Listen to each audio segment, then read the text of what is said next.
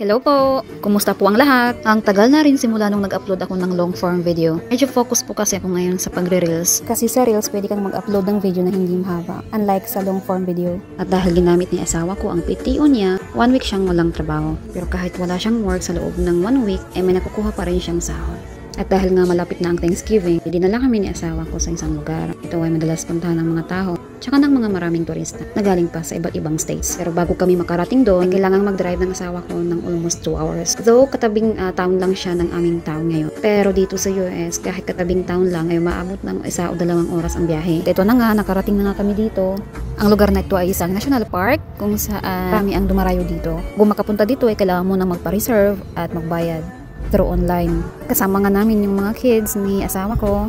Walang pasok yung mga kids, so 1 week din sila mag-stay sa bahay. Ito na nga, ay bumaba na kami ng sasakyan at papunta na kami sa entrance. Dito ay kailangan pang pumila at magbayad. Ang maganda dito, pag 16 below is libre lang. Habang nasa counter ng asawa ko ay nag-ikot-ikot muna ako. Sa loob nito ay makikita kung paano nagsimula ang national park na ito at paano ito na-discover. Ito yung tinatawag nilang visitors area kung saan pwede rin bumili ng mga souvenirs. Pero dahil hindi nga ako sumama kay asawa, hindi ko nakuha ng video yung mga tinitinda nila dito. Actually, ang dami. Kaya lang, syempre, pag dito bumili sa kanila, mas mahal. Nga pala, pag adults is $15 ang bayad. Dahil dalawa lang kaming adults ay $30 ang binayaran niya. Dahil by station ng Cueva, bumili rin si asawa ko ng isang parang malaking telepono na may mga number. What numbers, may description sa kung ano ang nakikita sa buy station na yun. At dito nga sa video na ito ay pinapakita ko ang lugar na pupuntahan namin. Bali, ito yung entrance. Medyo patag pa siya, pero habang tumatagal ay palalim ng palalim. Ang maganda dito kasi may handrail siya. Nahihirapang bumaba ay pwedeng kumapit lang. Nang matapos na kami sa visitors area ay lumabas na kami. Ito ang view na makikita pagkalabas. Alam nyo ba kung ano yung mga building na nasa malayo? Yan ang area kung saan ang turista ay pwedeng magstay dyan or mag-rent. Ito yung mga turistang malayo pa at mag-stay dito ng matagal.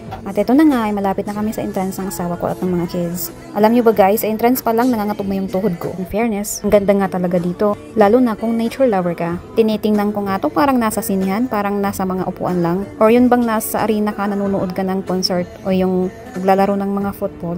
Yung ganitong eksena talaga yung nai-imagine ko. Hindi nga lang nakuhanan sa video pero meron kaming nakausap na mga ranger. Sila yung mga nagdi-discuss kung ano yung mga bawal gawin dito. Dahil nga maraming beses nang nakapunta dito ang asawa ko at yung mga kids, hindi man lang umabot ng 3 minutes yung pag-discuss ng ranger. Ito na nga, start na nga po ang paglalakad namin. Nung una daw, sabi ni Habi, dito daw tinitingnan yung mga ticket na nabili. Pero syempre, hindi talaga maiwasan na may mga changes sa mga lugar na napupuntahan natin. At isa nga pala sa rule nila dito ay bawal ang maingay. Pero kahit sa dami ng paalala, ay meron kaming mga nakasabayan na ang iingay. Syempre, hinayaan na lang namin. Todo parinig na nga yung mga kids pero ganun pa rin. Maingay pa rin, nagtatawanan. At ito naman ang sinasabi nilang buy station. Bawat station ay may nakasulat. Dinidescribe nito kung ano nakikita sa area na iyon. Dahil nga isa siyang kuweba, ay tinitirhan rin siya ng mga panike. Pero sabi nga sa visitors area, wala daw makikita ng mga panike ngayon o nakatira doon. Makikita lang daw siya around July. Pero syempre, tinitirhan din siya ng mga ibon. Pagpasok pa nga lang namin ay dami ng ipot. Pero nahirapan din akong bumaba kasi ang dami talagang ipot sa hawakan. At talagang amoy ipot yung lugar.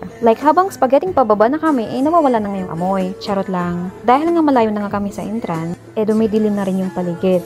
May mga point na minsan hindi ko talaga nakikita yung inaapakan o dinadaanan ko. Iisip ko, siguro kung walang ilaw lang yung paligid, ang dilim-dilim dito.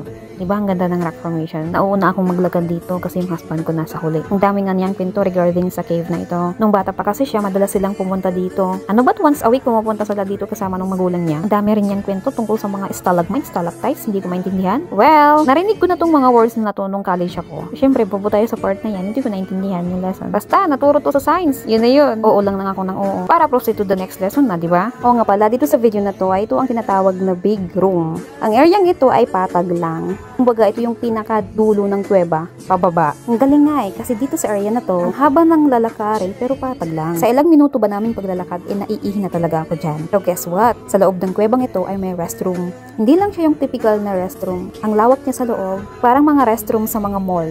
Ganon yung vibe niya sa loob. Hindi ko na nga nakunan kung ano yung tsura sa loob kasi medyo nahihiya ako. Ano rin kasing mga taong gumagamit doon. Siyempre, for privacy, hindi na natin ipapakita. Meron din siyang kainan. Meron ding bilihan ng mga souvenirs. Na-surprise talaga ako kasi akala ko rest area lang. Yung parang mga upuan lang ba? Pero hindi, meron palang kainan. Hindi na nga namin na-try yung mga pagkain doon kasi medyo pricey nga. So ito na nga yung rest area. Nawawmali nga ako kasi ito lang pala yung rest area papuntang big room. Hindi ko pala ito yung big room. Kung ang pagpasok dito ay pababa lang, big room pala ay pataas. Pero ang sabi worth it ang pagpunta doon kasi maganda yung view doon. At aabot daw naman ng 40 minutes yung pagpunta doon. Siyempre, mga gutom na kami, hindi na kami pumunta doon. At ang maganda pa dito, kung pagod na, kailangan umabot ka sa rest area para makasakay ng elevator pataas. Konting lakad lang naman yung ginawa namin. Yun nga, nung sumakay na kami ng elevator, meron din kaming mga nakasabay. At ito naman yung view paglabas ng visitors area. Nagdadrive na nga ang asawa ko pauwi. Iniisip ko, sana pagbalik namin dito, mapuntahan na namin yung big room. Pero overall lang saya. Hanggang dito na lang pala yung video ko. Thank you sa panonood.